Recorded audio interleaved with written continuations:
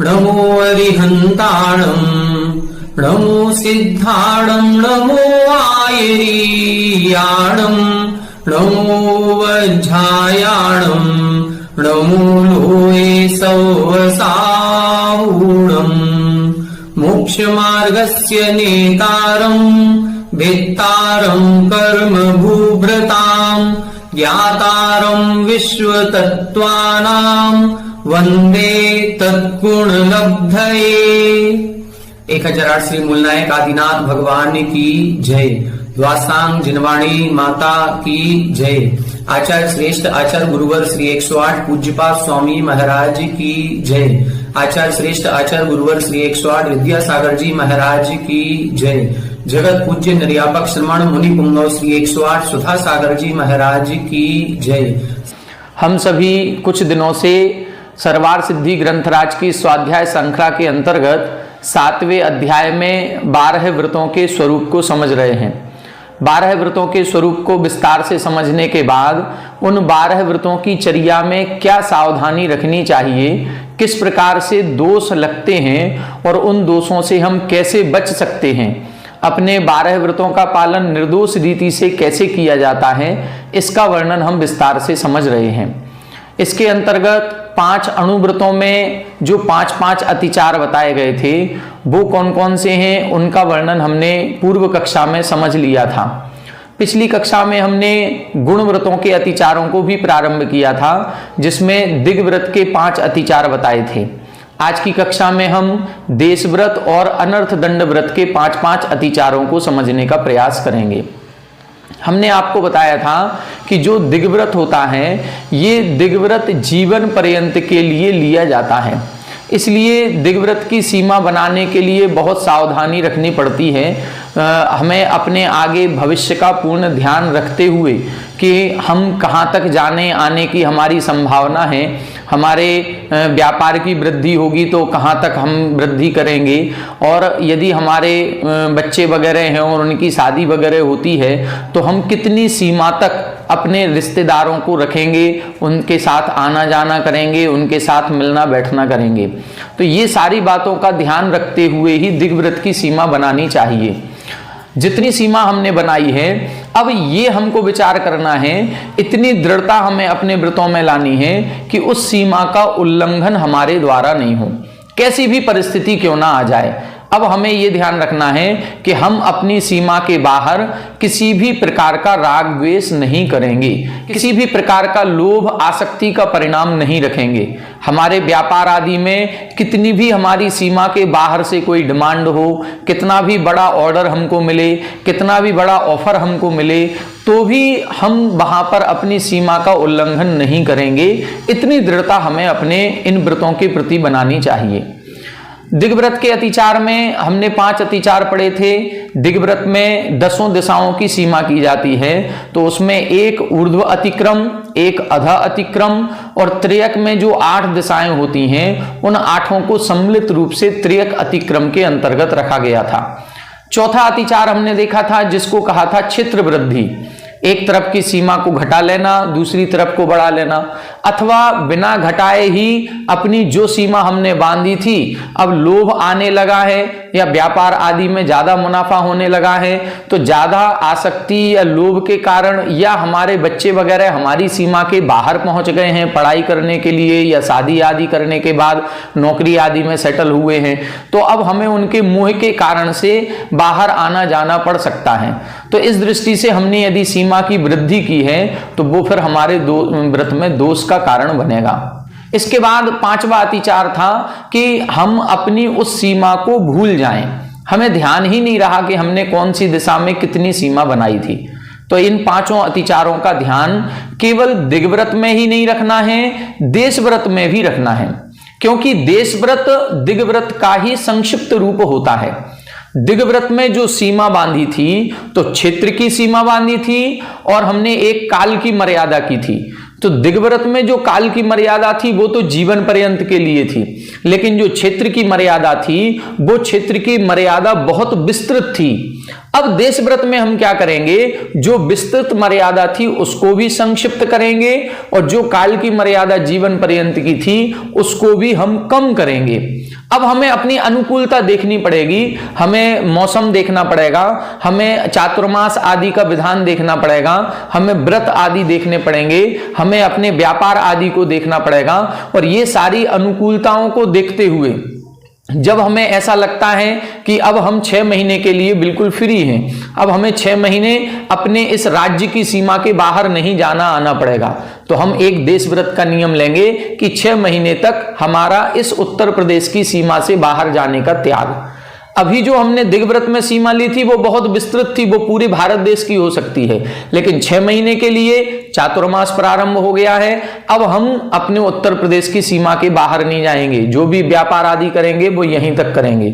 इसके बाद अब 4 महीने में हमारे 10 लक्षण पर्व आ रहे हैं, तो 10 दिन की हमने मर्यादा बनाई, हम ललितपुर नगर के बाहर नहीं जाएंगे। जिस भी नगर में आप रहते हैं अपने नगर की सीमा के बाहर हम नहीं जाएंगे।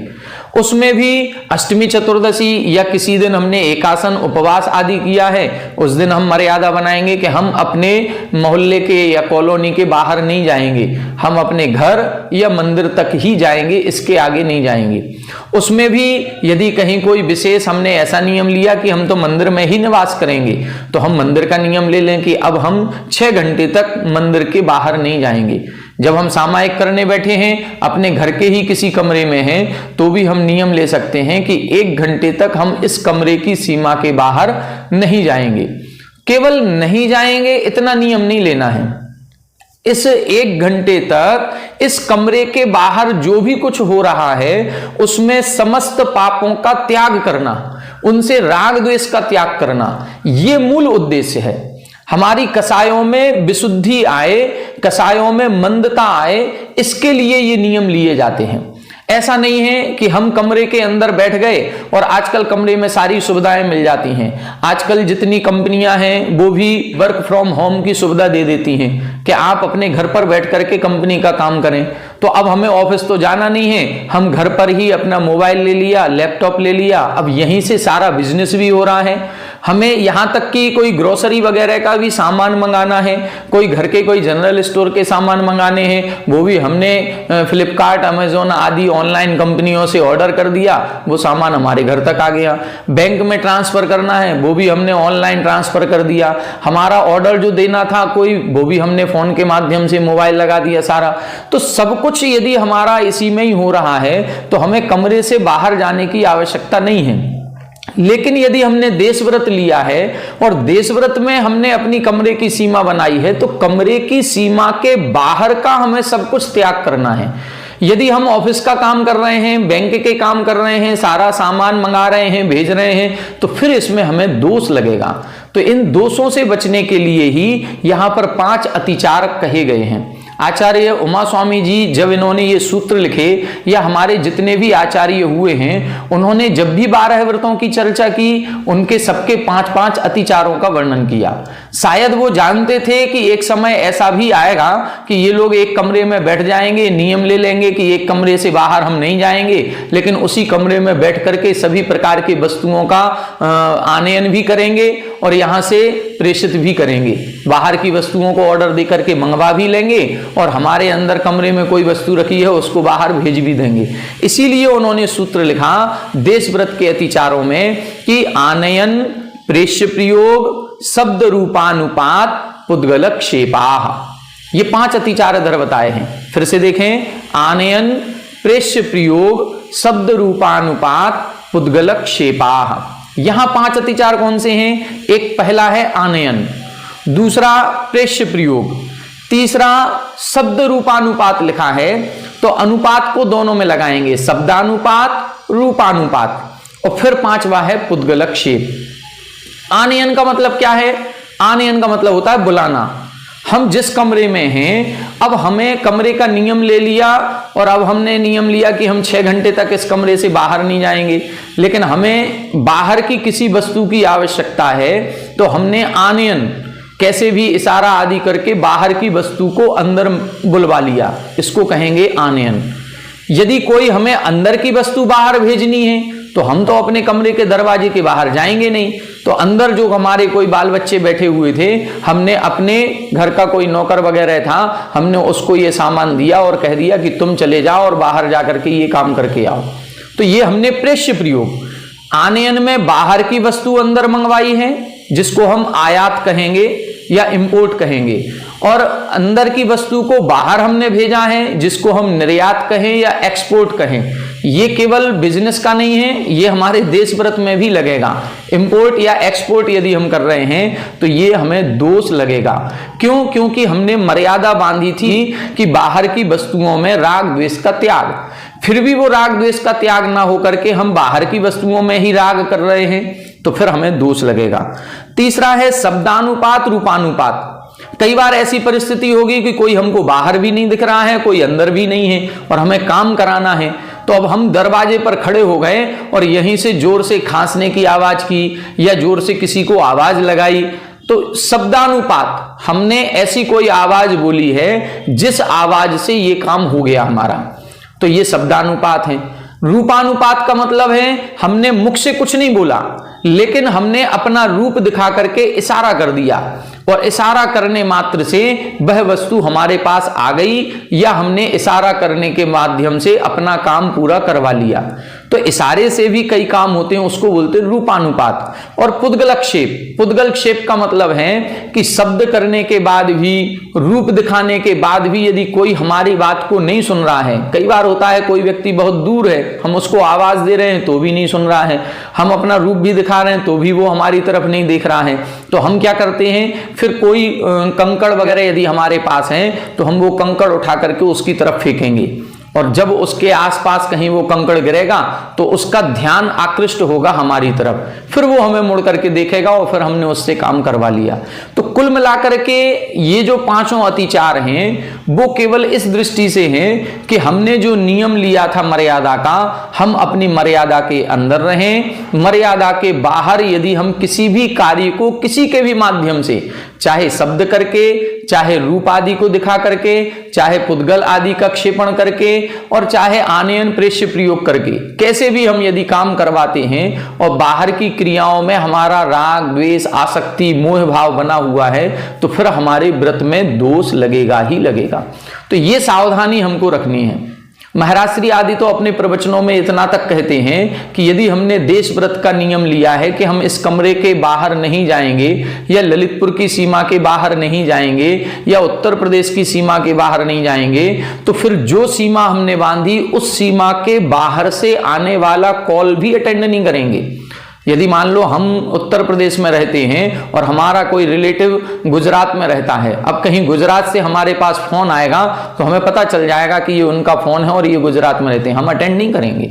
यदि हमने अटेंड किया है तो हमने सारी बात उससे कर ली, फिर तो हमारा राग द्वेष हो गया, तो हम ना तो फोन लगाएंगे और ना हम फोन अटेंड करेंगे, बात भी नहीं करेंगे।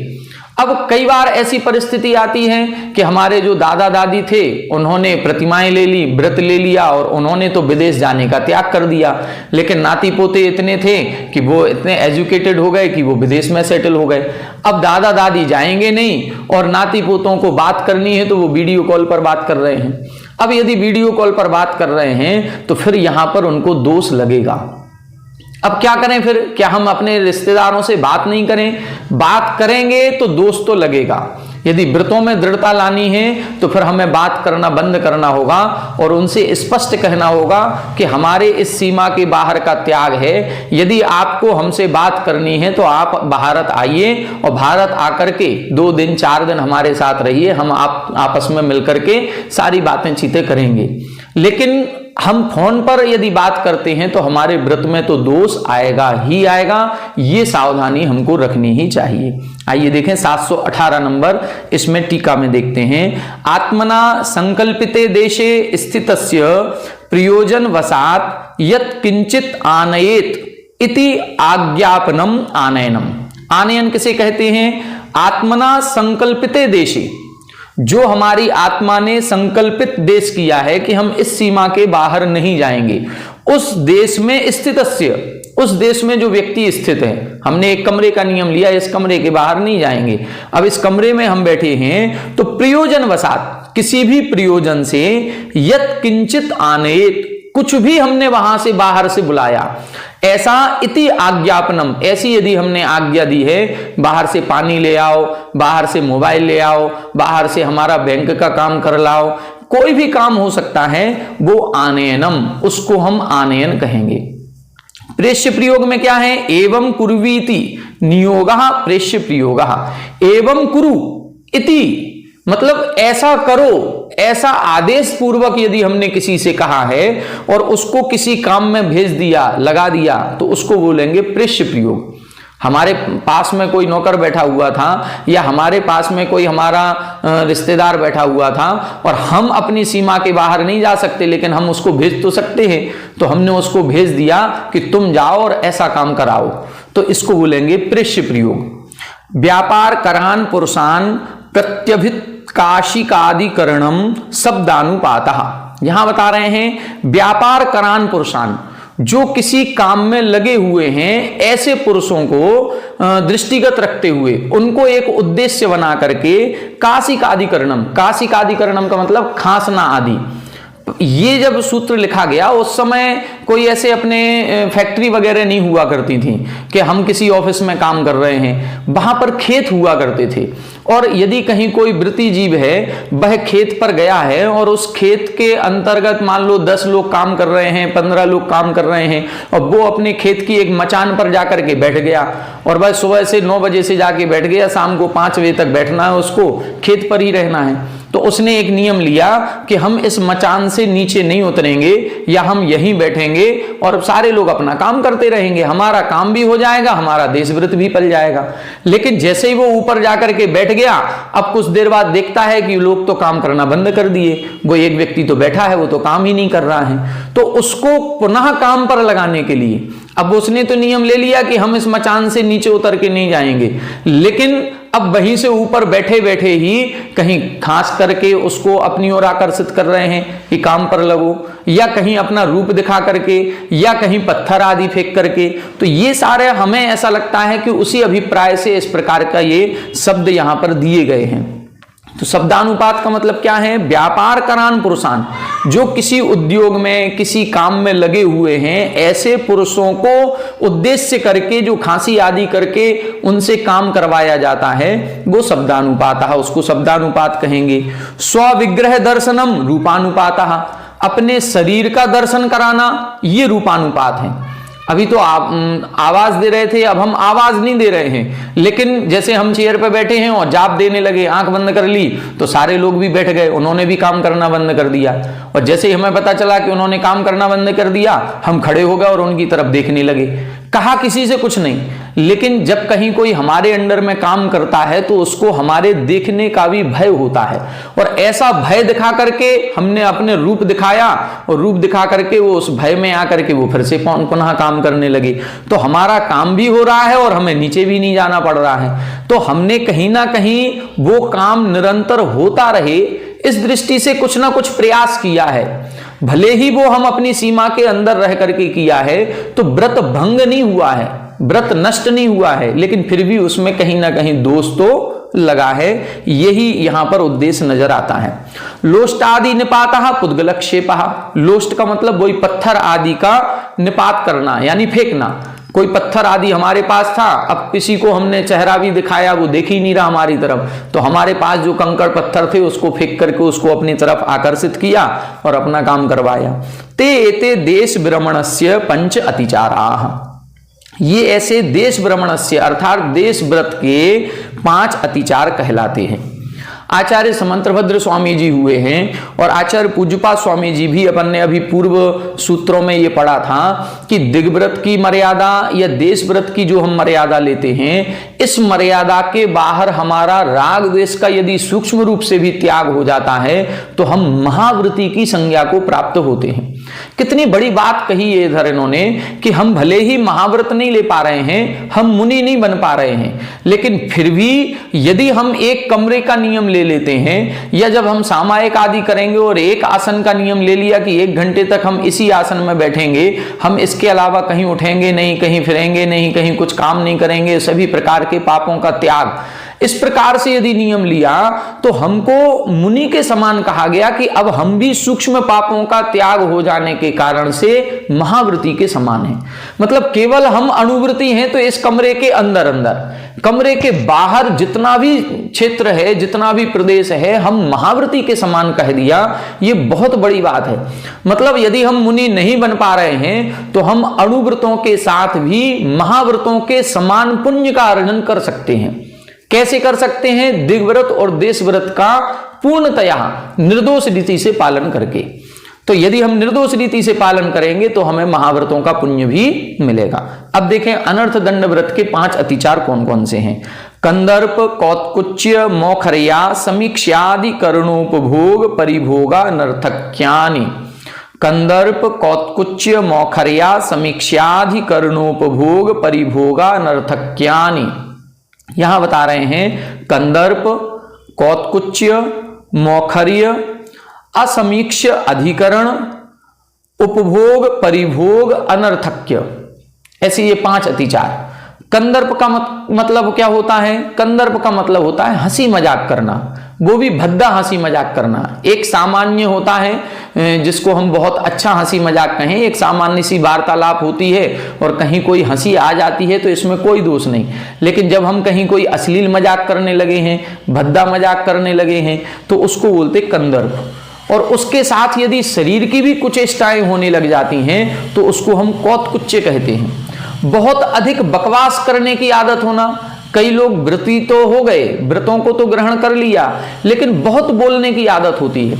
हर एक बात में अपना एक कमेंट देने की आवश्यकता हो जाती है उनको, और ऐसा लगता है कि हम कुछ ना कुछ जरूर बोलें। नहीं, अब जब हम व्रती हैं तो हमें यह सावधानी रखनी पड़ेगी कि हमसे यदि पूछा जाए तो ही हम सलाह दें, तो ही हम कुछ बोलें। अपने मन से बिना किसी मतलब के कोई भी बीच में वार्तालाप हम नहीं करेंगे। बिना मतलब की बकवास जिसको हम कहते हैं, ऐसी बकवास या बहुप्रलाप जिसको कहें, ऐसा हम बहुप्रलाप नहीं करेंगे। करते हैं तो वो मोखर्य के अंतर्गत आएगा। असमीक्ष अधिकरण। असमीक्ष अधिकरण का मतलब है प्रयोजन के बिना, हमने प्रयोजन का विचार ही नहीं किया और बिना प्रयोजन ही अधिकरण अर्थात मन वचन काय की कोई प्रवृत्ति यदि हमारी हो रही है तो उसको हम असमीक्ष अधिकरण के अंतर्गत रखेंगे। और उपभोग, परिभोग, अनर्थक्य, बिना मतलब की उपभोग परिभोग की सामग्री को रखना। जो हमने परिग्रह परिमाण व्रत किया था, परिग्रह परिमाण व्रत में हमने परिग्रह का परिमाण कर लिया और परिग्रह के परिमाण में जो अप्रयोजन भूत सामग्री थी उसका त्याग कर दिया। अब सारी की सारी कौन सी है? प्रयोजन भूत है। लेकिन उस प्रयोजन भूत सामग्री में भी अब हम जितना हमें यूज में लाना है हम उतना ही सामान निकालेंगे, उतना ही सामान प्रयोग में लाएंगे, बाकी सबको हम नहीं छेड़ेंगे। बाकी सब जैसा जो रखा है वो वैसा रखा रहेगा, उनसे राग भी नहीं करेंगे। तो राग रतीनाम तनुकृते, समंत्रभद्राचार्य महाराज ने स्पष्ट लिखा उधर कि जो हमारे प्रयोजन भूत पदार्थ हैं उन प्रयोजन भूत पदार्थों में भी राग को कम करने के लिए, मतलब जो हमारी परिग्रह का हमने परिमाण मर्यादा बनाई थी उसमें जो सामग्री है अब उसमें भी हमें राग कम करना है। तो उसमें राग कम करने के लिए अब हम भोग उपभोग की जो सामग्री है उसमें भी ये ध्यान रखेंगे कि हम बिना प्रयोजन की अधिक सामग्री प्रयोग में नहीं लाएंगे। ये हमको ध्यान रखना है। तो यदि हम लाते हैं तो वो हमारा दोष बनेगा। देखें, राग उद्रेकात प्रहास मिश्रो अशिष्ट वाक प्रयोग कंदर्पः। कंदर्प किसे कहते हैं? राग उद्रेकात, राग के उद्रेक से अंतरंग में बहुत राग भाव आ रहा है और उस राग भाव के कारण से प्रहास मिश्रो, प्रहास मतलब हंसी मजाक से मिश्रित होते हुए अशिष्ट वाक्य प्रयोगा। कई लोगों की आदत होती है हंसी मजाक में ही गालियां देने की, अपशब्द मुंह से निकलते ही रहते हैं। कई अपशब्द तो गुस्से में निकलते हैं, और जब गुस्से में निकलते हैं तो दूसरा बुरा मान जाता है, लेकिन जब हंसी मजाक में निकलते हैं तो कई दोस्त यारों को देखा हर बात बात में एक सेंटेंस बोलते हैं और 2 अपशब्द उनके मुख से निकलते हैं। अब यदि मान लो ऐसे किसी व्यक्ति ने व्रत ले लिया और व्रत लेने के बाद भी उसकी यदि ये आदत नहीं जा रही है, तो उसको फिर इस पर सुधार लाना पड़ेगा कि अब हमारे मुख से कोई अपशब्द नहीं निकले, हम कहीं कोई ऐसा हंसी मजाक नहीं करें जो हमारे अब व्रतों, जो हमने व्रत लिए हैं उस व्रती पने के लायक ना हो। अब हम अशिष्ट मजाक नहीं करेंगे, यदि करते हैं तो वो कंदर्प के अंतर्गत आ जाएगा। तत्एव उभयम परत्र दुष्ट काय कर्म प्रयुक्तम कौत्कुच्यम। तदेव यानी वही हंसी मजाक कर रहे हैं, लेकिन वही हंसी मजाक के साथ अब दुष्ट काय कर्म, मतलब शरीर से भी दुष्टता होने लगी। कई बार हम मजाक करते करते अपने हाथ से किसी के सिर में मार देते हैं, कई बार ताली बजा लेते हैं, कई बार किसी भी प्रकार से यदि हम किसी को कहीं पिन करने लगते हैं, कहीं पेट में कहीं पिन कर दिया, कहीं पीठ में कर दिया, वो जो चिंगोटी भरते हैं ना, ये सब क्या है, ये सब इसी के अंतर्गत आएगा। हंसी मजाक करें लेकिन हम केवल मुख से करें, केवल हम अपनी आंखों से हंसी मजाक करें, उसमें अशिष्टता नहीं आनी चाहिए, उसमें काय से कहीं किसी भी प्रकार की दुष्चेष्टता नहीं होनी चाहिए। यदि करते हैं तो वो कौत्कुच्च के अंतर्गत आएगा। धाष्टर्य प्रायम यत् किंचन अनर्थकम बहुप्रलापित्वम मोखर्यम। धाष्टर्य का मतलब धृष्टता, धृष्टता का मतलब जो हमारे योग्य नहीं है ऐसा आचरण करना, मूर्खतापूर्ण व्यवहार करना, बेवकूफी वाला व्यवहार करना, और इस प्रकार से यत् किंचित अनर्थकम, जो बिना मतलब का बहुप्रलापित्वम, बिना मतलब का बोले जा रहे हैं, कोई हमसे पूछ भी नहीं रहा है, वो प्रसंग भी नहीं चल रहा है, फिर भी हम बिना प्रसंग के अपनी बात सुनाने लगे किसी को, नहीं, ये सब मोखड़िए के अंतर्गत आएगा। कई लोगों की बहुत जोर जोर से हंसने की आदत होती है, छोटी छोटी बात में हंसने लगते हैं, नहीं, ये नहीं होना चाहिए। यदि वृत्ति है तो अब हमें सावधानी रखनी पड़ेगी। पूर्व जीवन हमारा कैसा निकला उसका संस्कार बना रहेगा, लेकिन फिर भी अब हमें उस संस्कार का त्याग करें और सावधानी रखें कि हम अब अवृत्ति नहीं हैं, अब हम वृत्ति हैं, मोक्ष मार्ग पर चलने वाले हैं। अब हमारी चर्या ऐसी हो जो दूसरे हमारी चर्या से प्रभावित हो सके कि हाँ, वृत्ति को देखना है तो ऐसे होना चाहिए। असमीक्ष प्रयोजनम आधिक्येन करणम असमीक्ष आदि करणम।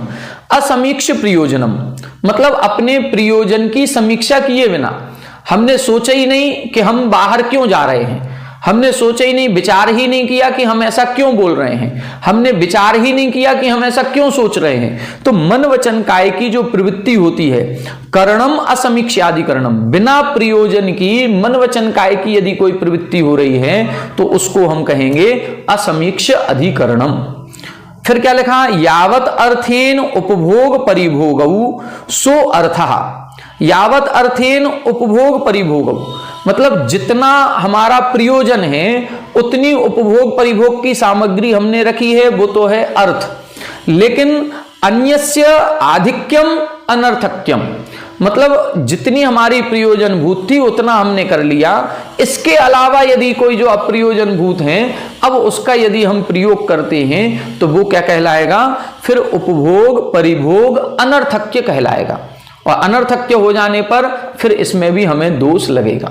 तो अब हमें ये ध्यान रखना पड़ेगा कि हमारी मन वचन काय की बिना प्रयोजन की कोई प्रवृत्ति नहीं हो, हम अपना जो व्यवहार रखें वो शिष्टतापूर्ण रखें, किसी से हंसी मजाक ज्यादा नहीं करें। करना है एक शिष्ट हंसी मजाक भी होता है जो व्यवहारिक लगता है, वो व्यवहारिक हंसी मजाक करने में कोई आपत्ति नहीं है, लेकिन कहीं धृष्टतापूर्ण हो रहा है, कहीं बहुप्रलाप हो रहा है, बकवास आदि यदि हम कर रहे हैं तो वो हमारे व्रतों के अनुकूल आचरण नहीं कहलाता है।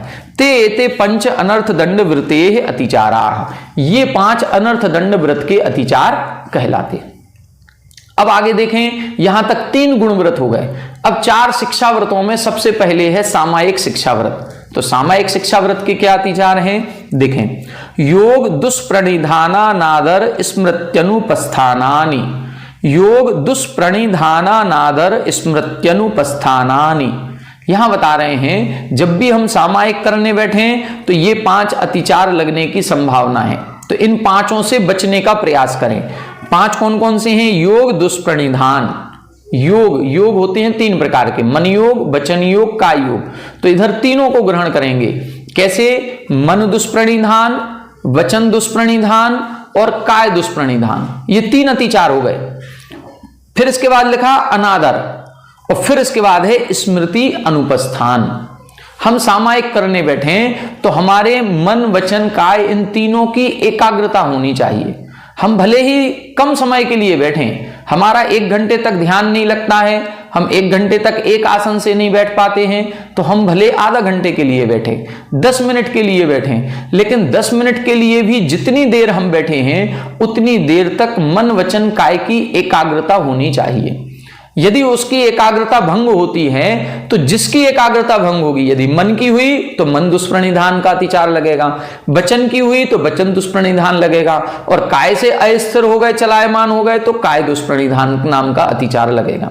कई बार हम जाप तो देते हैं, मंत्र भी पढ़ रहे हैं, लेकिन हमारा मन पता नहीं कहां की बातें सोचने लगता है। माला तो कर में फिरे, जीव फिरे मोह माही, मनवा फिरे बाजार में, यह विधि सुमरन नाही।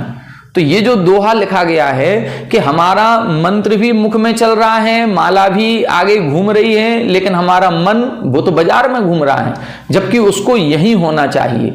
तो ये मन दुष्प्रणिधान कहलाएगा। वचन दुष्प्रणिधान का मतलब है जो हम मंत्र का जाप कर रहे थे उस मंत्र में अशुद्धि हो जाना। हम मान लो नमोकार मंत्र बोल रहे थे, कई लोगों को देखा कि उनकी 5 मिनट में नमोकार मंत्र की माला हो जाती है, जबकि यदि हम नमोकार मंत्र की माला पढ़ने बैठते हैं तो कम से कम 18 से 20 मिनट लगते हैं। अब इतना समय हमें लगता है, और अब हम जब देखते हैं कि 5 मिनट में हो गया। 9 बार नमोकार मंत्र कभी जिनवाणी स्तुति के बाद कायोत्सर्ग करते हैं तो इधर हमारा 2 बार या 3 बार नहीं हो पाता है, उधर सबका 9 बार हो जाता है। तो ऐसा लगता है कितनी स्पीड में पढ़ रहे हैं, और जितनी स्पीड में हम संस्कृत या प्राकृत का उच्चारण करेंगे उतनी अशुद्धियां होने की ज्यादा संभावना है। इसलिए कायोत्सर्ग जब भी करें या नमोकार मंत्र आदि की जब भी कोई जाप देने बैठे, कोई भी मंत्र पढ़ें तो बड़ी सावधानी पूर्वक पढ़ें। नहीं पढ़ना है 108 बार तो मत पढ़ो, आप तो 50 बार पढ़ो, लेकिन शुद्ध पढ़ो। जितनी देर बैठे हम उतनी देर बिल्कुल एकाग्रता से बैठें। यदि वचनों से मंत्र भूल जाते हैं, मंत्रों में अशुद्धि होती है, हो सकता है नमोकार मंत्र बोल रहे थे, 5 पद में से 1 पद हमने बीच में बोले ही नहीं, नमो सिद्धाड़म के बाद नमो वज्रायाड़म आ गया, नमो लोई सभ्य साहुड़म ही नहीं बोल पाए, नमो अरियंताड़म फिर से शुरू हो गया। तो ये जो स्पीड में हो जाता है ये वचन दुष्प्रणिधान।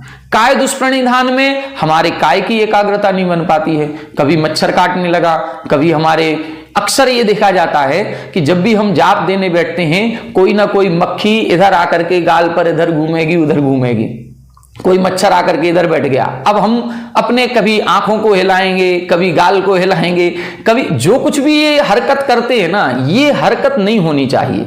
अरे हम बाहुबली भगवान के वंशज हैं, उनके शरीर के ऊपर सांप ने बामी बना लिए, चिड़ियों ने घोंसले बना लिए, बेलें चढ़ गई, और हम एक मक्खी और मच्छर से घबराने लगते हैं। नहीं, जैसे बैठे हैं 10 मिनट देखो तो वो कितना काटेगा, कितना सा दर्द होगा, कोई ज्यादा विशेष नहीं होगा। कुछ सहन करना भी सीखें, इससे हमारी शक्ति बढ़ेगी, आत्मशक्ति बढ़ेगी, और आत्मशक्ति को बढ़ाने के लिए हमें ये सहन करना ही पड़ेगा। तो काय का दुष्प्रणिधान ना हो। तीसरा है अनादर। अनादर का मतलब है बहुमान नहीं होना। जो हम जाप देने बैठे थे, जाप देने के प्रति बहुमान नहीं है। जो वृत्ति होता है उसको पूरे दिन भर में 1 बार सामायिक करना अनिवार्य है, और यदि उसने तीसरी प्रतिमा ले ली, सामायिक प्रतिमा ले ली, तो अब तो उसको दिन में 3 बार सामायिक करना अनिवार्य है।